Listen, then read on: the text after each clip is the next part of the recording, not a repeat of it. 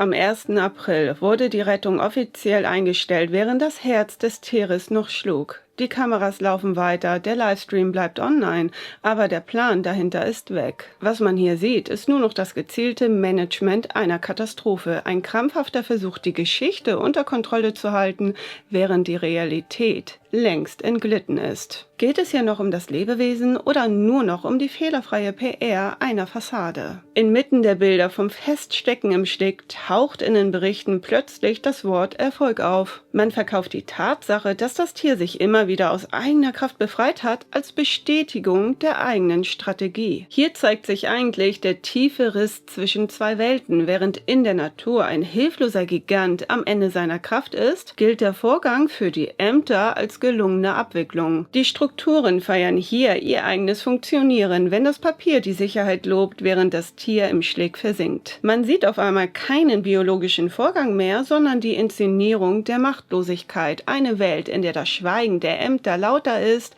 als das Atmen des Tieres. Aber ist die Realität so weit weg, dass ein sauberer Bericht mehr zählt als ein Neben, oder dient die Stimmung im Amt am Ende nur noch dem Schutz derer, die bloß keine Fehler riskieren wollen? In dieser Phase wird ein Begriff zum moralischen Schutzschild. Das Tierwohl. Er wird genutzt, um das Unterlassen von Hilfe schönzureden. Man besetzt einen ethisch positiven Begriff, um die eigene Untätigkeit unangreifbar zu machen. Das qualvolle Ersticken auf der Sandbank wird kommunikativ in Ruhe gönnen übersetzt. Aber hier schützt die Wortwahl das Tier nicht vor Schmerz, sondern die Verantwortlichen vor der Haftung. Wer nichts tut und dies mit Fürsorge begründet, entzieht sich jeder Kritik. Wenn Fürsorge also bedeutet, beim Sterben zuzusehen, wie viel ist das Wort am Ende dann noch wert? In einem System, das jeden Schritt protokolliert, wird aktives Handeln zum größten persönlichen Risiko. Man lässt das Tier lieber vorschriftsmäßig sterben, statt gegen die Regeln zu retten. Und dann ist da dieses Spiel mit der Expertise. Man bietet Kritikern die Mitarbeit erst in dem Moment an,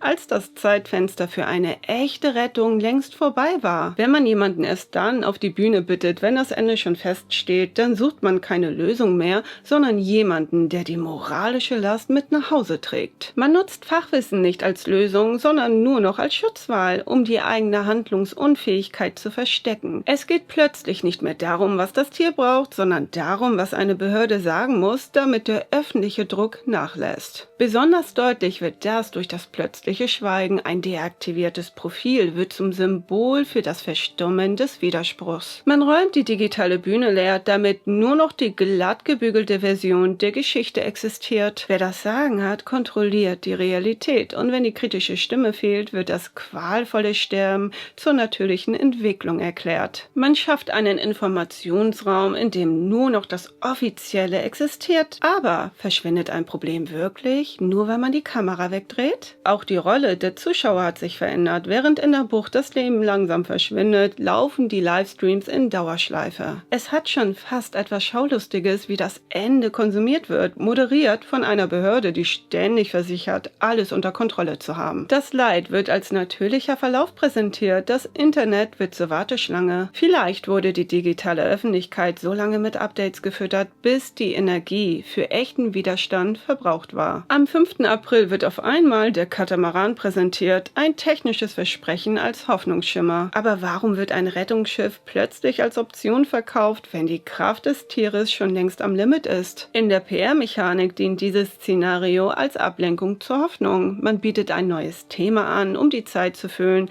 in der das Tier schwächer wird. Man hat das Drama mit immer neuen Ankündigungen begleitet, bis man schließlich sagen konnte, jetzt ist es technisch leider zu spät. Das Gutachten steht nun fest als die finale beglaubigte Wahrheit. Fast zeitgleich wurde die abgewiesene Anzeige als Erfolg kommuniziert. Doch dieses Papier dient nicht nur der Erkenntnis, sondern der Inszenierung. Man hat am Ende alles so zurechtgeschrieben, dass die eigene Fassade unbeschädigt bleibt. Dass das Leben dabei auf der Strecke blieb, wird zum formalen korrekten Erfolg umgedeutet. Ein aktiver Rettungsversuch wäre ein Imagerisiko gewesen. Das Sterbenlassen hingegen lässt sich sicher vermarkten. Das ist kein Versagen, sondern die perfekte Krisenkommunikation im Namen des Eigenschutzes. Dass die Kommission das alles bestätigt und die Anzeige abgewiesen wurde, wird jetzt als Beweis für die eigene Unfehlbarkeit verkauft. Das ist die Perfektion der PR. Ein Bild, das zeigt, wie Kommunikation lernt, das Sterben so zu moderieren, dass die eigene Weste unbeschadet bleibt. Man hat das Tier nicht nur sterben lassen, man hat sich dafür sogar noch den amtlichen Segen als Gütesiegel geholt. Aber was passiert, wenn die Selbstdarstellung wichtiger wird als der eigentliche Auftrag? Wenn Sprache der Realität nicht mehr erklärt, sondern sie nur noch durch ein glatt gebügeltes Bild ersetzt?